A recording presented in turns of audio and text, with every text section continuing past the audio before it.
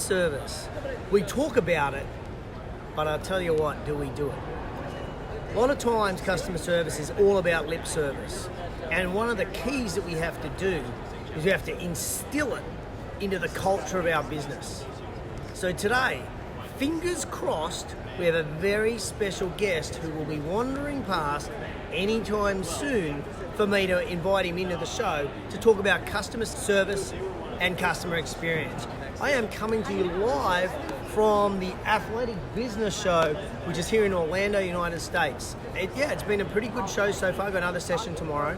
And then, we're going to be just sort of chilling out and relaxing in between times.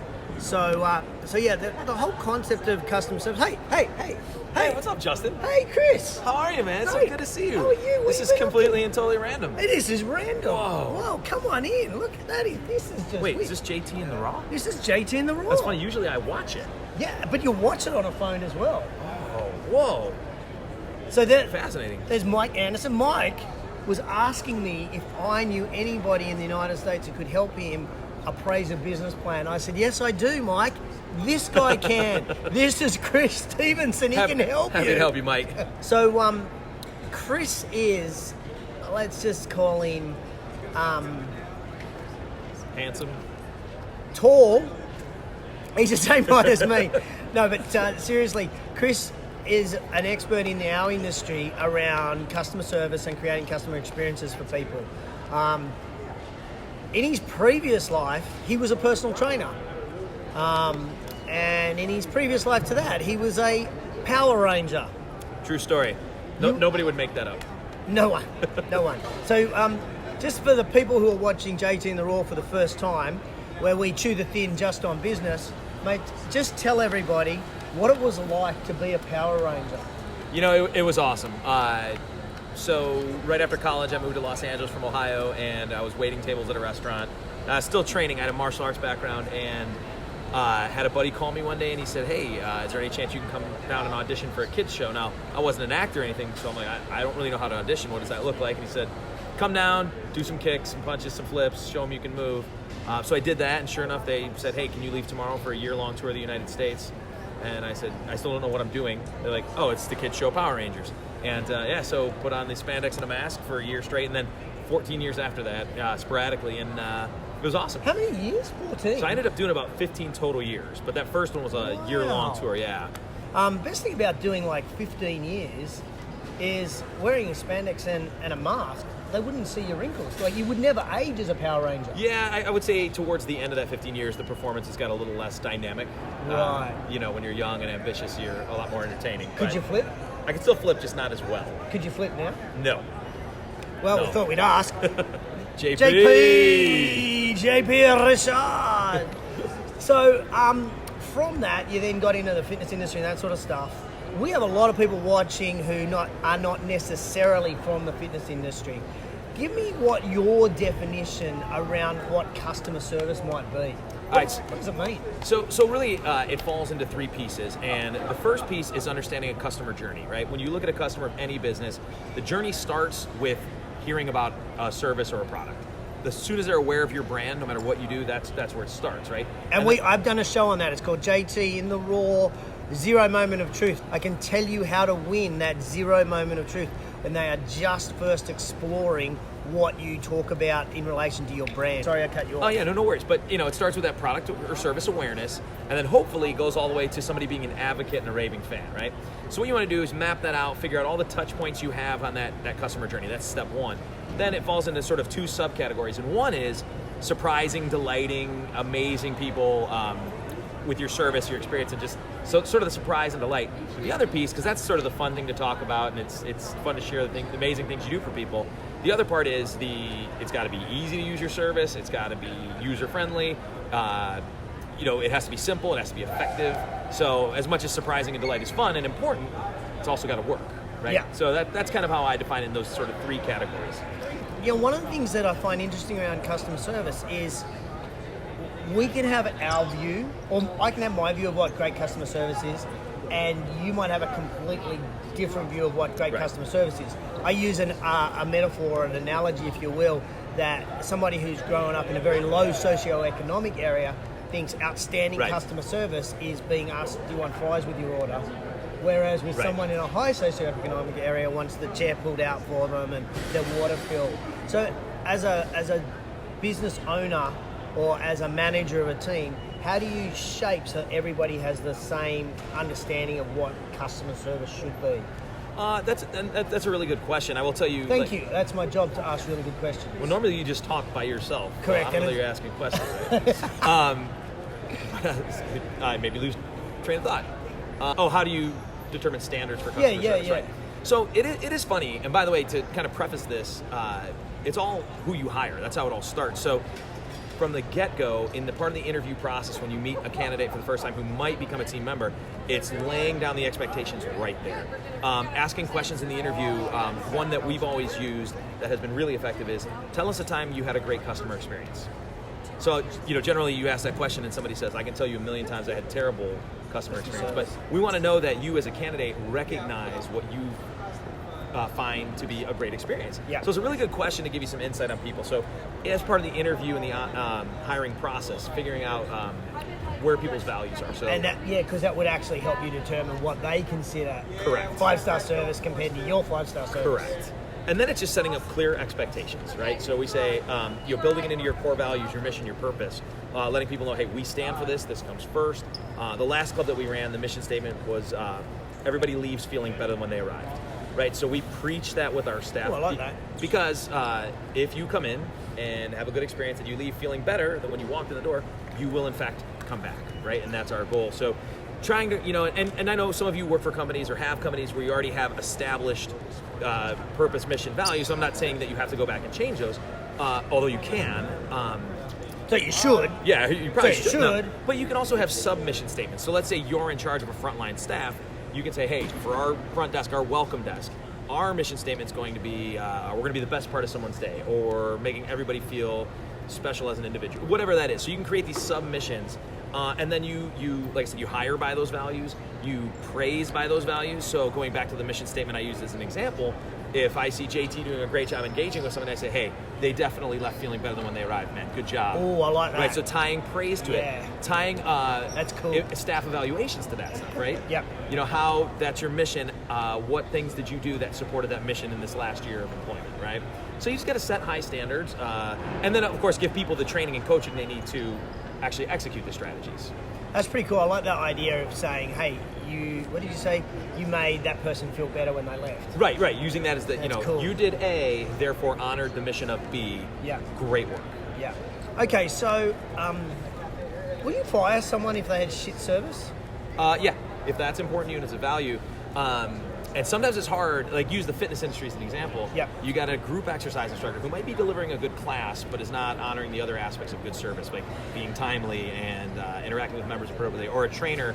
A trainer's a better example. They've got a big client base and you don't want to lose that revenue, but they have bad core values and they're creating a bad experience for everybody. You got to let them go. Two things. One, they're doing collateral damage that you don't realize. So some of your other staff might not be growing or doing as good a job because this person is holding them back. Right? Or they say, wait, they're tolerating this sort of subpar service and they tell us it's important. I guess they don't mean it's important, so you lose traction on some good people, right?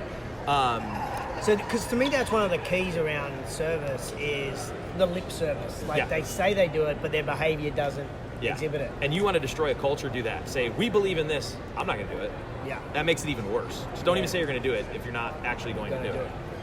Tell me, what is the difference, if there is a difference, between customer service and customer experience?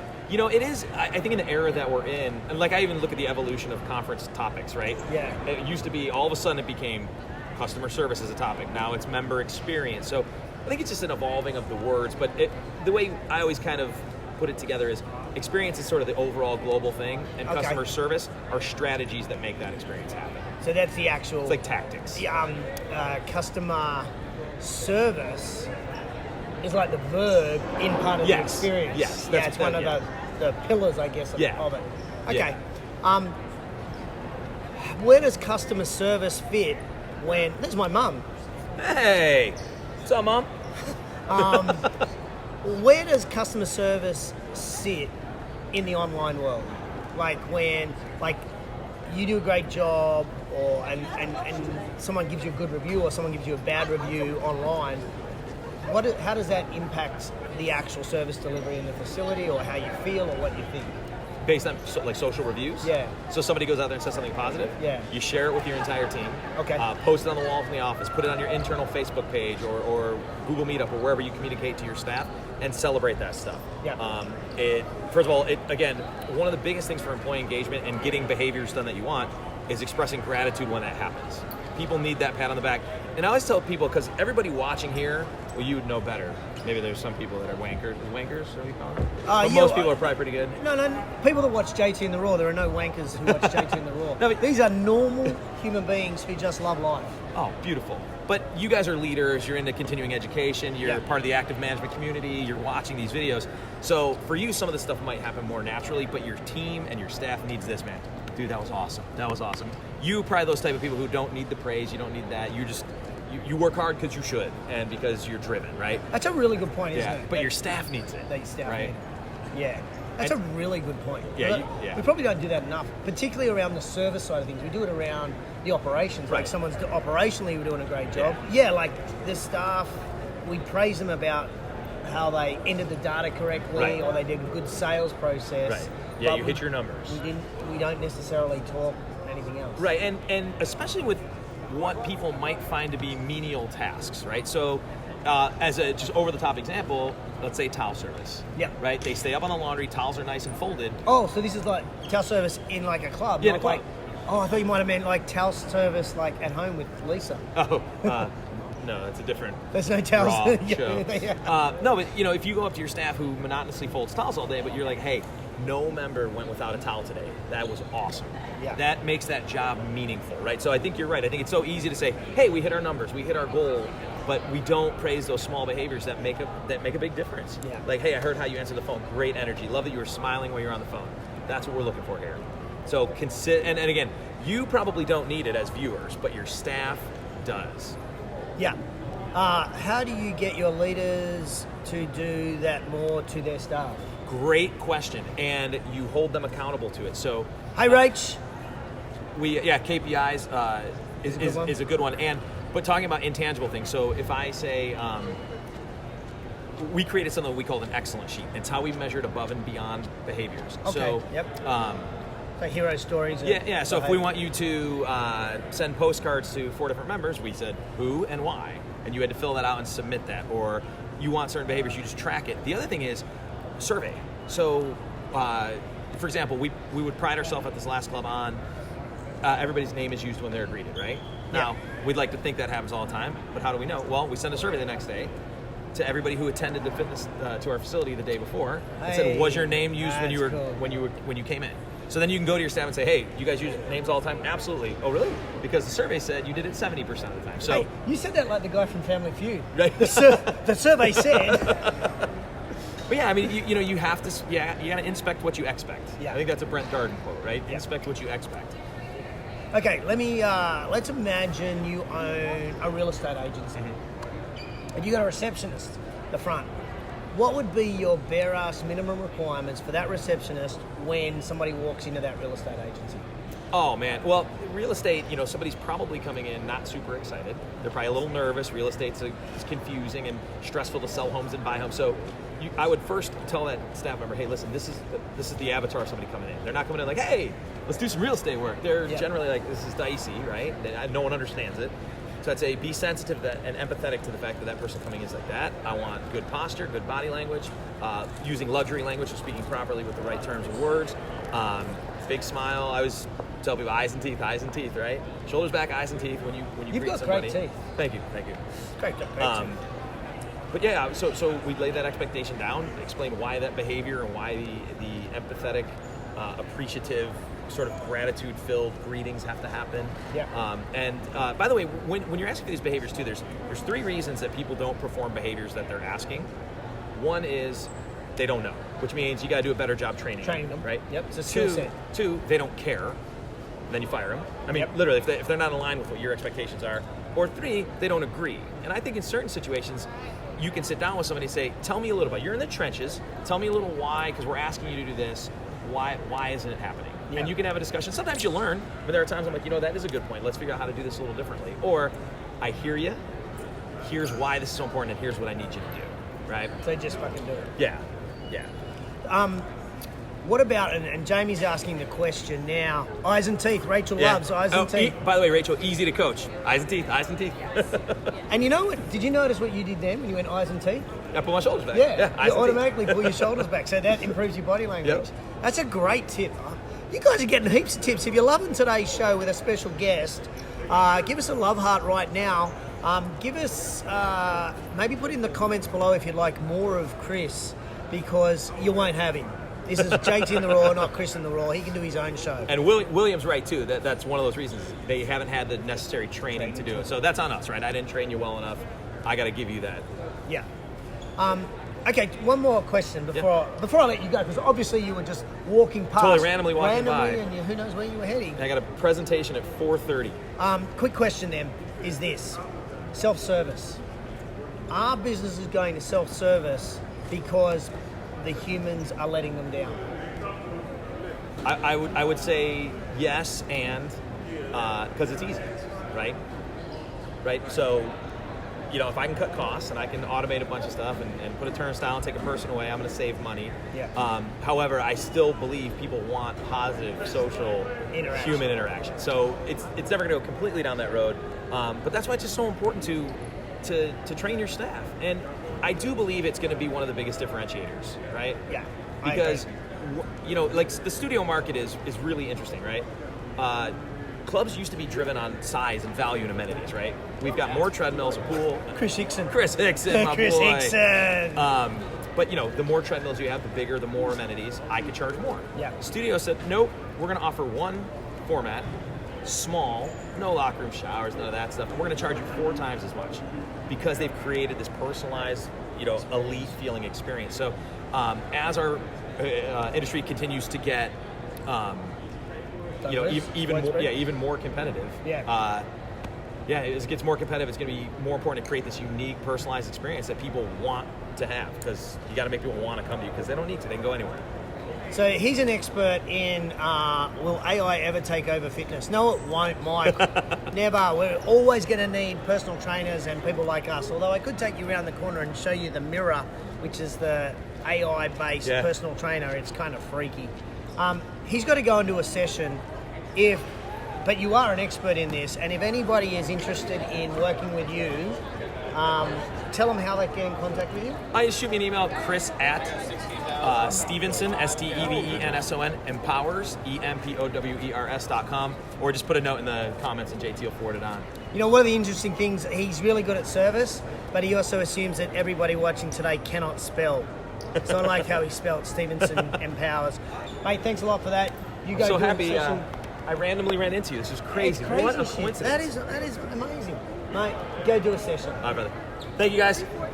So, guys, that was JT in the Raw, show 172. Can you believe it? 172 coming to you live from Orlando. Guys, I hope you got value out of that. If you did, please share the show. Just hit the share button, or in the comments below, just tag someone who you think may get benefit about listening and understanding from Chris about what customer service is, customer experience, and to hear his... in fact, I'm going to give it your quote of the week. What is it? Eyes and teeth? Eyes and teeth. Eyes and teeth. Eyes and teeth is quote of the week for this week. Ladies and gentlemen, if you got value out of the show, give me a love heart right now, or simply hit the share button and tell everybody to watch JT in the Raw, same time every week. Next week, I was going to be in LA next Friday, but I'm now going to be back in Sydney. So I'll catch you in Sydney next week doing JT in the Raw. That is it for me. I'm going to go and sit in on Chris's session now for a few minutes before I have to go and do some other work myself. So thanks for tuning into the show. It's JT in the Raw, same time every week. You can see all these people walking past because they're all heading to Chris's session probably, or one of the other ones that are on here at the Athletic Business Show. I will catch you on the flip side.